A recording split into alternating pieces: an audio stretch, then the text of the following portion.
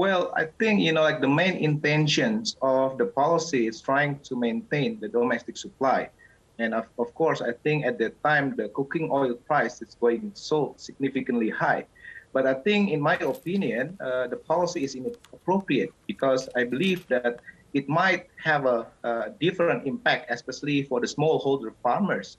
As you can see, that there are so many strikes that, that really want to open the export of the CPO in the future.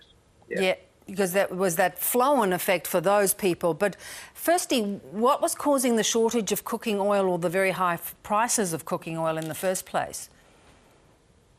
Of course, the first things that make these cooking oil prices going up. Of course, the trend of the trend of the palm oil prices at the time is going significantly high. And then at that time, I think there's like an incentive for the businessmen, the producers of the palm oil in order to export instead of, fulfilling the domestic demand. So I think that's the main cause that why the cooking oil price in Indonesia is quite high at the time. Yeah, and has banning the export of palm oil fixed the domestic problem in the short term? Unfortunately, not really have a good impact. I can say that the price still quite high. And then I think, in terms of the welfare of the smallholder farmers now, I think it's getting a big issues. So that's why I think, the policy is inappropriate. And I hope that the Indonesian government should reevaluate this policy and hopefully, will open the export sooner in the future. Yes, and Fajar, is there any sign that they will reverse this decision? Well, the sign is, of course, based on the latest data, the export growth of Indonesia, it's a significantly dropped. I think from the fourth quarter of 2021, we can grow around 29% or more than 25%. But just now, in the first quarter of 2022, the export growth, I think, has significantly dropped to only 16% or less than 20%.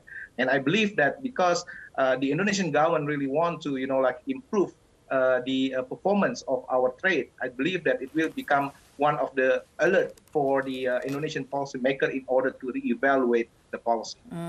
What impact is it having on the export markets, the countries that Indonesia was sending the palm oil to?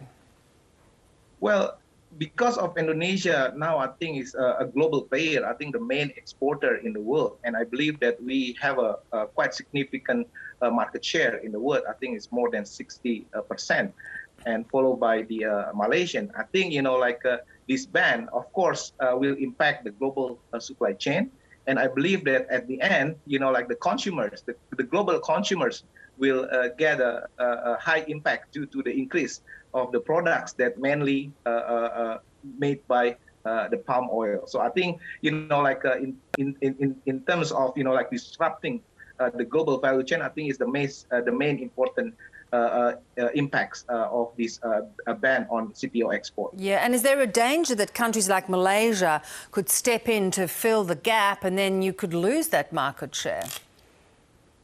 Well, in that case, I can say that Malaysia now, I think, still cover around 30% of the total export, and I believe that Malaysia now, I think, enjoying themselves, to fulfill the demand, the global demand of the CPO or the palm oil, and I hope that it also become the second alert, that we should take again the coverage or the market share on the global market, especially on the CPO export. Yeah, we'll watch and see what the government makes of it and decides to do. Fajar, thanks so much.